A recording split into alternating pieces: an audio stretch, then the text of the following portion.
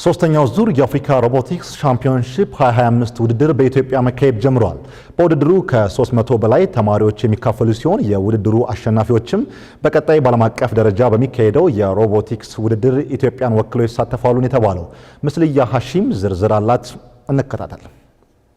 በኢትዮ ሮቦቲክ ማዕከል አዘጋጅነት ሶስተኛው ዙር የአፍሪካ ሮቦቲክስ ቻምፒዮንሺፕ 2025 ውድድር በኢትዮጵያ ሳይንስ ሙዚየም መካሄድ ጀምሯል።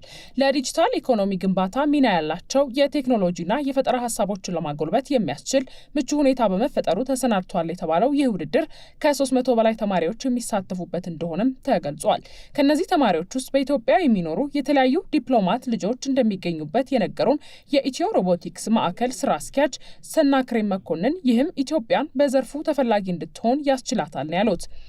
አፍሪካ ሮቦቲክስ ቻምፒዮንሺፕ ሶስተኛ ዙር ነው። በዚህ ሶስተኛ ዙር የአፍሪካ ሮቦቲክስ ቻምፒዮንሺፕ ከ300 እስከ 350 የሚደርሱ ተማሪዎች ይወዳደራሉ። አንዳንዶቹ ከክፍለ ሀገር መምጣት ስላቃታቸው ትራንስፖርት ምናምን ያልመጡ አሉ እንጂ 400 ይደርሳሉ ጠቅላላ።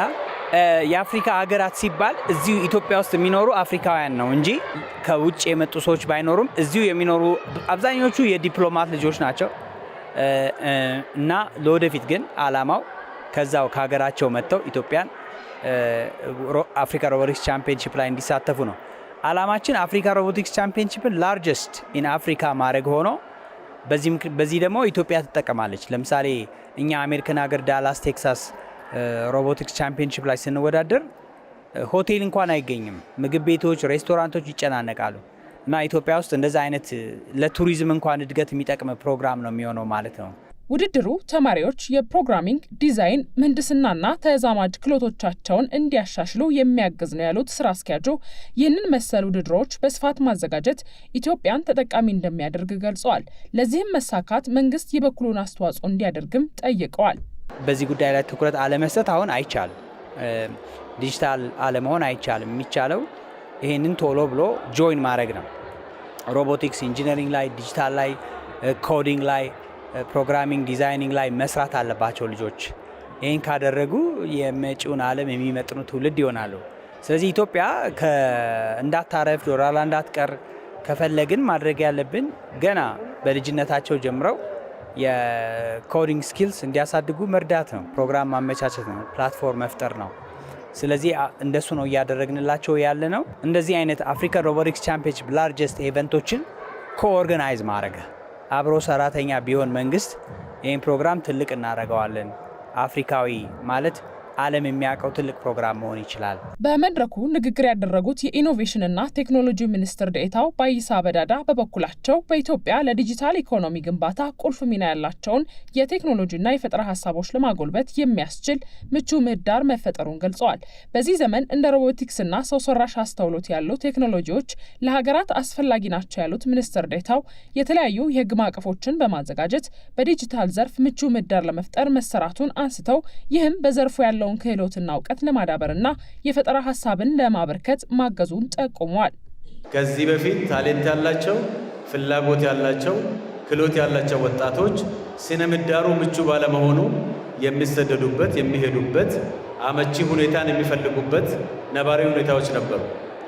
አሁን በኢትዮጵያ ስነ ምህዳሩ በፖሊሲ በማገዝ በመደገፍ ታሌንት ያላቸው፣ ክህሎት ያላቸው፣ ፍላጎት ያላቸው በአገር ውስጥ ያሉ ዜጎች በዚህ አስፈላጊ ስራ እንዲሰሩ በውጭ ያሉ የኢትዮጵያውያን በዘርፉ ልምድ ያላቸው ክህሎት ያላቸው ታሌንታቸውን ይዞ ወደ ሀገሩ እንዲመጡ ከዚህ ባለፈም ደግሞ በፎሬን ዳይሬክት ኢንቨስትመንት አስፈላጊ የሆኑ እውቀቶች ወደ ኢትዮጵያ እንዲመጣ ለማድረግ የሚያስችል የስነ ምህዳር ግንባታ ስራዎች እየተሰሩ ይገኛል። ተማሪዎችን ከጅምሩ የሮቦቲክስ ትምህርት እንዲማሩ ማድረግ የዲጂታል ዓለሙን በፍጥነት እንዲቀላቀሉ ያስችላቸዋል ሲሉ የነገሩን ደግሞ ያነጋገርናቸው ተወዳዳሪ ተማሪዎች ናቸው።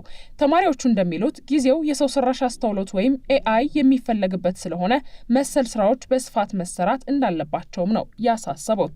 እዚህ እንደምትመለከቱት እኛ ከዩኒቨርሲቲ ብንሆንም ከሃይ ስኩሎች የመጡ የተለያዩ ተማሪዎች ቢኖሩም እነዚህ ከሃይ ስኩል ጀምሮ እነዚህን አይነት ታስኮችን መስራት ወይም እንደዚህ አይነት ኢንጂኒሪንግ ስራዎች ላይ መሳተፍ የልጆቹን አእምሮ ማበልገት እንዲሁም ጊዜው አሁን የኤአይ በሮቦቲክስ ላይ የሰፋበት ጊዜ በመሆኑ አማካኝነት ይህንን አይነት የመሳሰሉ ኢትዮ ሮቦቲክስ በሚያዘጋጀው ውድድሮች ላይ መሳተፍ ልጆቹን ይበልጥ አእምሯቸውን እንዲያበለብቱ ከጊዜው ጋር አብረው እንዲራቀቁ አብረው እንዲሄዱ እንዲሁም ወደ ወርክ ስኪልስ ሲገቡበት ምንም የማይጨናነቁበት ፕራክቲካል ስኪልስ ጌን የሚያደርጉበት ስለሚሆን በጣም አሪፍ ይሆንላቸዋል። ከዚህ በፊት ኢትዮጵያ ላይ በጣም ሎ ከሚባሉ ሀገራቶች ነው እንደ ኮንቲኔንት አፍሪካ ሎ ከሚባሉት መካከል። ነገር ግን አሁን እዚህ አፍሪካን ሮቦቲክስ ቻምፒዮንሺፕ መዘጋጀቱ በጣም ጠቃሚ ነው ብዬ አስባለሁ። ምክንያቱም እንደ አህጉር ሳይሆን እንደ ኢንተርናሽናሊ በደንብ ሞር ሁሉም ላይ እየተካተተች ትገኛለች። ስኪል ለምሳሌ ስኪል ላይ በደንብ ሞር ማተኮር የሚፈልግ ሰው፣ ኤአይ ላይ ማተኮር የሚፈልግ ሰው ለስራው ፊውቸሩ ላይ በደንብ ያስባሉ።